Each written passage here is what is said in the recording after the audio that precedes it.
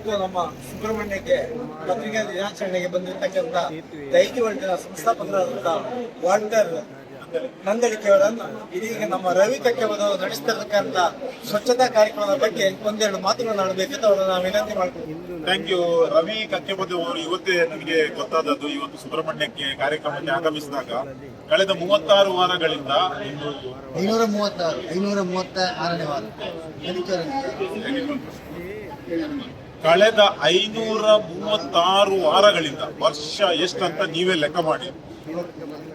ಅಂದ್ರೆ ಒಂದು ಟೀಮ್ ಅಲ್ಲಿ 40 to 50 ಪೀಪಲ್ ಜೊತೆ ಸೇರಿ ಪ್ರತಿ ಭಾನುವಾರ ಈ ಪರಿಸರದಲ್ಲಿ ಮತ್ತು ಈವನ್ ಎಲ್ಲಿ ಎಲ್ಲ ಸಾಧ್ಯ ಆಗ್ತದೆ ಅಲ್ಲಿ ಸ್ವಚ್ಛತಾ ಕಾರ್ಯಕ್ರಮಕ್ಕೆ ವಾರದಲ್ಲಿ ಒಂದು ದಿನ ಸಿಕ್ಕಿದ್ರೆ ನಮಗೆ ನಮ್ಮ ಎಂಟರ್ಟೈನ್ಮೆಂಟ್ಗೆ ನಮ್ಮ ಸ್ಪೋರ್ಟ್ಸ್ಗೆ ನಾವು ಕಲಿತೇವೆ. ಆದ್ರೆ ಇವರು ನಿರಂತರವಾಗಿ ಒಂದು ಇಂಥ ಕಾರ್ಯಕ್ರಮಕ್ಕೆ ಕೈ ಹಾಕಿದ್ದಾರೆ ಅಂದ್ರೆ ನಿಜವಾಗಿ ಹ್ಯಾಟ್ಸ್ ಆಫ್ ದೊಡ್ಡ ಸಾಧನೆ.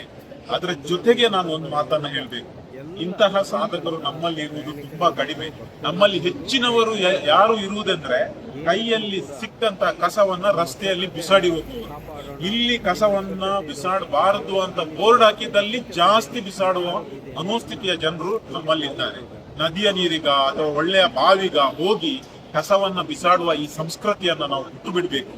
ಮತ್ತು ರವಿ ಕಕ್ಕೆಬದ ಮಾಡುವಂತ ಒಂದು ಕೆಲಸ, ನಾವು ಎಲ್ಲರೂ ಸೇರಿ ಈ ಕಸದ ಬಗ್ಗೆ ಒಂದು ಜಾಗೃತಿಯನ್ನ ಮೂಡಿಸಿ ರಸ್ತೆಯಲ್ಲಿ ಮತ್ತು ಅಲ್ಲಲ್ಲಿ ಕಸ ಬಿಸಾಡದಿದ್ರೆ ಇವರು ಬೇಗನೆ ಇವರ ಕೆಲಸಕ್ಕೆ ಒಂದು ವಿರಾಮ ನೀಡುವ ಚಾನ್ಸ್ ಇದೆ.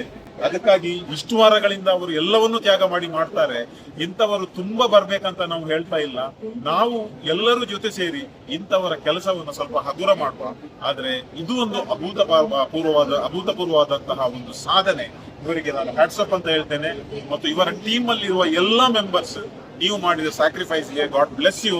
ಮತ್ತು ನಮ್ಮ ಇಡೀ ದಕ್ಷಿಣ ಕನ್ನಡ ಜಿಲ್ಲೆ, ವಿಶೇಷವಾಗಿ ನಮ್ಮ ಇಡೀ ತುಳುನಾಡನ್ನ ನಾವು ಸ್ವಚ್ಛ ನಾಡನ್ನಾಗಿ ಮಾಡಿ ಎಲ್ರಿಗೂ ಕೂಡ ಒಳ್ಳೆಯ ಆರೋಗ್ಯ ಕೊಡುವಂತಹ ಪ್ರಯತ್ನ ಮಾಡೋಣ. ನಮಸ್ಕಾರ.